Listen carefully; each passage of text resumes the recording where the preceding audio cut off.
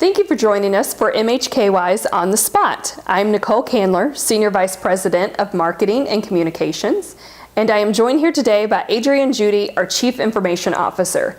He's going to tell us a little bit about the IT department and what they do for our employees and our residents. So Adrian, you have a small department that does a lot of work on our campuses. Tell me, what all does the IT department do for us? You know, most days it seems like we fix everything that plugs into the wall. That's not always the case.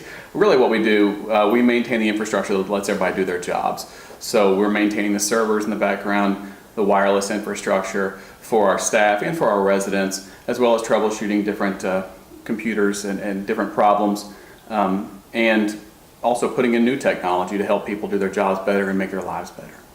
So if I have an IT issue, what is the best way for me to find you or find your staff or to submit that request? You know, we have so many different ways to communicate nowadays with email and phone and text message and everything else. The best way to reach us is through the Facility Dude online ticketing system. If you call me or text me or send me an email, you're reaching out to me. And any communication that we have after that, no one else knows about. Or if I'm even able to take care of that, I might be doing 10 other things. If you put it in the Facility Dude system, then any one of the 5 of us can pick it up and run with it. And there's a trail of what goes on with that ticket. So if someone else handled that yesterday, but they're out today, I can read that ticket and see what's going on and continue to work on the problem. There's a couple new projects that you're working on our campuses. Tell us about what that includes. Sure. We've almost completed getting our new server infrastructure in. So we've gotten rid of all of our old servers that were kind of an aging fleet, put in a new Blade system server, and migrating everything over to that, all of our data. Hopefully that's been seamless to everyone so far. We're moving our email off to the cloud, so that'll be hosted by Microsoft.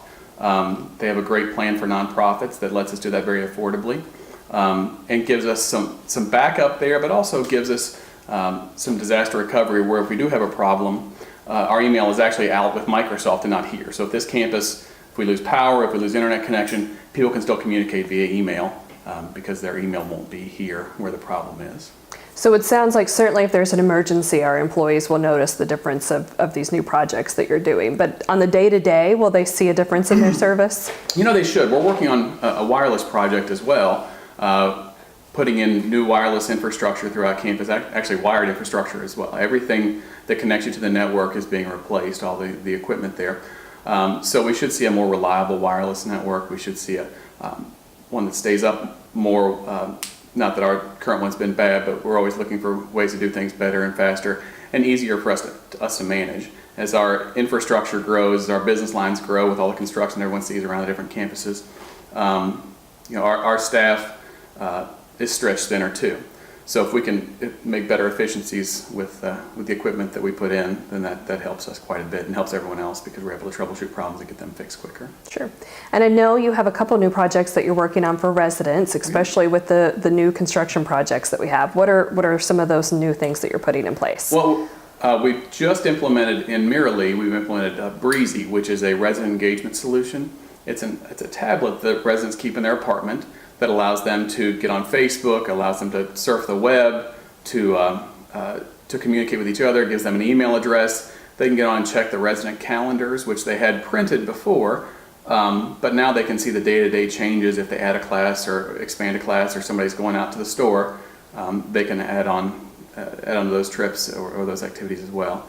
We're also working on a pilot of a smart home technology, also powered by Breezy. But that ties in with the Google Home to where the residents can control the lights in their apartment, can control the thermostat, can control the TV, as well as some more safety and security type things where, let's say if a resident wakes up in the middle of the night and has to use the restroom, we have motion sensors that can detect if that resident is out of bed, and then turn the bathroom lights on to 10 or 15%. So it's not blinding, but it's enough to see if their slippers are laying on the floor or the dog's laying on the floor, so they don't trip and have a health event that causes them to go to a higher level of care before they really need to. Once they get to the bathroom, there's a motion sensor there that picks up they're in there, and if they don't return back to the motion sensor in the bedroom after whatever the appropriate amount of time is for that person, then we can alert a family member or security or whoever might need to know that maybe that person fell or maybe there's just something going on that we need to be aware of. So just allowing people in independent living to live longer and more fruitful lives in independent living. That's great. So I'm sure you get a ton of requests. What's the most frequent request that you'll get from our staff? Well, recently, as everyone knows, we put in a new password policy. So recently the password changes have I think hit everybody hard, and we've been getting a lot of calls for password changes. People are trying to understand the complexity of the new system. The old passwords could be just about anything. Now they have to have an uppercase letter and a lowercase letter and either a number or a special character like a pound sign or hashtag. It's not pound sign anymore. I'm old, showing my age. So as people learn that, those will die down as well. But that's an important policy that we need to put in place to maintain the safety and security of our information.